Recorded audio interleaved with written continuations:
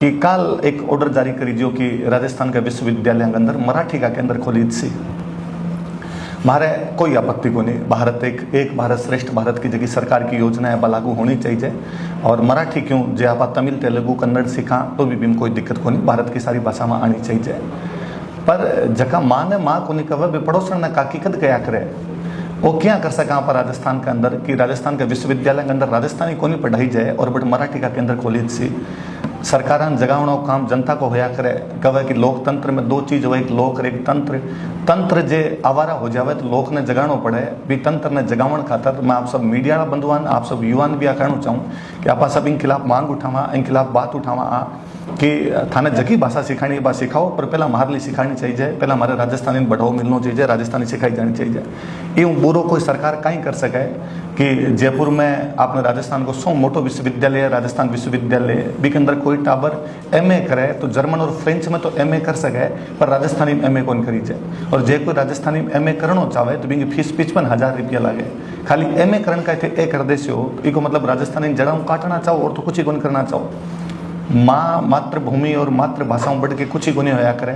जे कोई आपकी माँ मातृभाषा और मातृभूमि में प्रेम नहीं करे भी प्रेम नहीं कर सके तो बा आदमियों को जीवनों को नहीं। एक रूस का एक बहुत बड़ा साहित्यकार बड़ा रसूल हमजोदा वे आपकी एक बुक लिखी मेरा दागिस्तान। अवार भाषा चला बट कैस्पियन सागर के आसपास में भी भाषा के अंदर बा बुक लिखी तो वे अवार भाषा को मैं भी को हिंदी अनुवाद पढ़ता तो वे लिखियो भी कटे कि एक बार बांक गांव को एक कोई आदमी हो जो इटली जाके बस गयो और कई दिनों तक वापस गांव में आयो ही को नहीं। बांक घर का बांका माँ बाप कई दिनों तक आपके बेटन ढूंढो पर बेटो नहीं आयो तो वह भूल गया बेटन।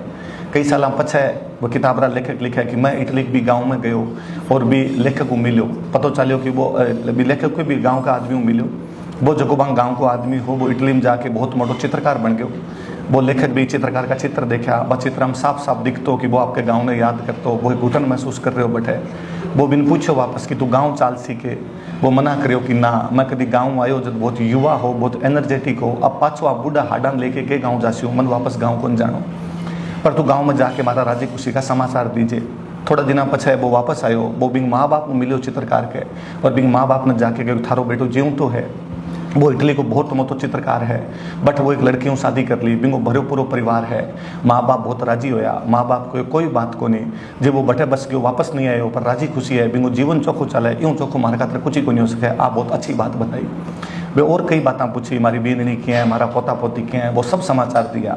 फिर भी कि माँ भी चित्रकार की माँ भी लेखक ने पूछो कि तू जब मेरे बेटों में मिलो तो मेरे बेटो कौन सी भाषा में बात करी कहीं वो आपने गांव की भाषा में बात करी या जठरावा बठे की भाषा में बात करी। तो वो लेखक कहो कि थारो बेटो अठे की भाषा तो भूल गयो वो बठे की भाषा ही बोला है मन बठे की भाषा आउती को नहीं तो मैं एक दो भाषियों रखो जो मैं बोलतो तो बिन ट्रांसलेट करतो और वो बोलतो तो मन वापस ट्रांसलेट करके बताऊँ तो भी कि माँ जबकि अभी तक बड़ी खुश हो रही अचानक आपके मुंह पर एक कालो कपड़ो डाल लियो कालो दुपट्टो ले लियो।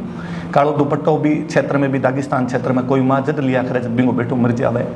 वो लेखक पूछो कि कहीं हो थे अचानक वो कालो दुपट्टो क्या डालो बाकी मेरे खातर मेरो बेटो मर गयो जो कि खुद की भाषा भूल जावे बे बेटा मर जाया करे। मैंने लगा पर राजस्थान का सारा बेटा मर रहा।